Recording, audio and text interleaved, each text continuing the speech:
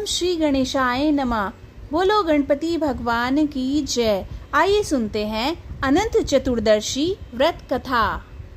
पौराणिक कथा के अनुसार युधिष्ठिर एक बार राज सूर्य यज्ञ का आयोजन करवा रहे थे।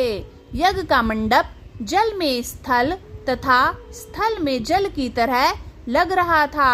यज्ञ के दौरान कई तरह की सावधानियां रखी गई थी, लेकिन फिर भी कई लोग उस मंडप को देख धोखा खा चुके थे। एक बार दुर्योधन मंडप के पास पहुंचे। वो तालाब को स्थल समझकर उसमें गिर गए। यह देख द्रौपदी को हंसी आ गई। उन्होंने दुर्योधन को अंधे की संतान कह दिया।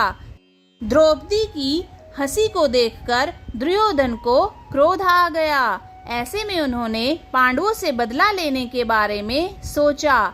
इस द्वेष में उसने पांडवों को धूत क्रीड़ा में हरा दिया।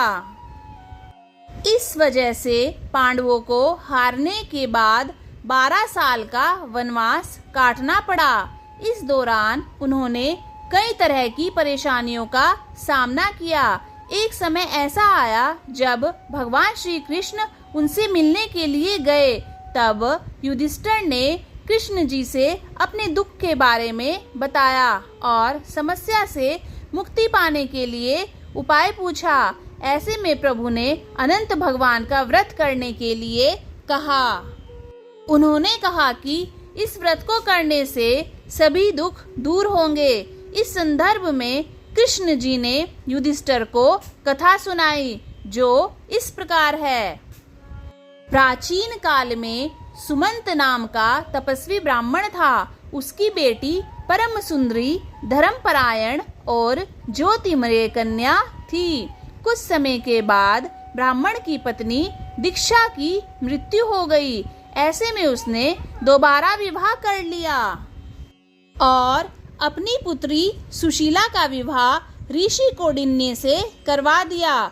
इसके बाद कौंडिन्य सुशीला को लेकर अपने आश्रम की तरफ चल दिए। आश्रम पहुंचने के दौरान ही रात हो गई और वो दोनों नदी तट पर ही रुक गए। इस दौरान सुशीला ने कुछ स्त्रियों को सुंदर वस्त्र में देखा और वह किसी भगवान की उपासना कर रही थी। इस बारे में सुशीला ने स्त्रियों से पूछा तो उन्होंने अनंत व्रत के महत्व के बारे में बताया। सुशीला ने भी उसी जगह पर पूजा की। उसने 14 गांठों वाला डोर हाथ में बांध लिया और अपने पति ऋषि कौंडिन्य के पास आ गई। तब डोरी के बारे में ऋषि कौंडिन्य ने पूछा तो सुशीला ने व्रत के बारे में बताया, परंतु ऋषि ने उसे तोड़ दिया और आग में जला दिया। ऐसा करने से अनंत भगवान का अपमान हुआ।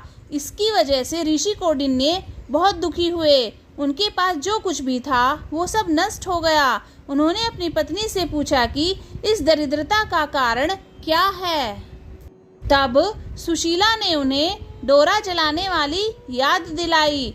उसे अपनी गलती का एहसास हुआ और उस डोरे की प्राप्ति के लिए कई दिनों तक वो वहीं रहे, लेकिन उन्हें सफलता प्राप्त नहीं हुई।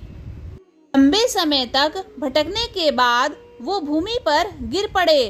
फिर अनंत भगवान प्रकट हुए। उन्होंने ऋषि कौंडिन्य से कहा कि तुमने मेरा अपमान किया है, इसी वजह से तुमको इस तरह के कष्टों का सामना करना पड़ रहा है। तुम वापस जाओ और सच्चे मन से अनंत व्रत करो। 14 वर्ष के बाद सभी दुख दूर होंगे। ऋषि ने अनंत भगवान की बातों का पालन किया। भगवान श्री कृष्ण की आज्ञा से युधिष्ठिर ने भी विधि पूर्वक अनंत भगवान का व्रत किया। इस व्रत के पुण्य प्रताप से पांडवों को महाभारत के युद्ध में जीत मिली और चिरकाल तक राज्य करते रहे। दोस्तों, यह थी अनंत चतुर्दशी की व्रत कथा। बोलो लक्ष्मी नारायण की जय। ओम नमो भगवते वासुदेवाय।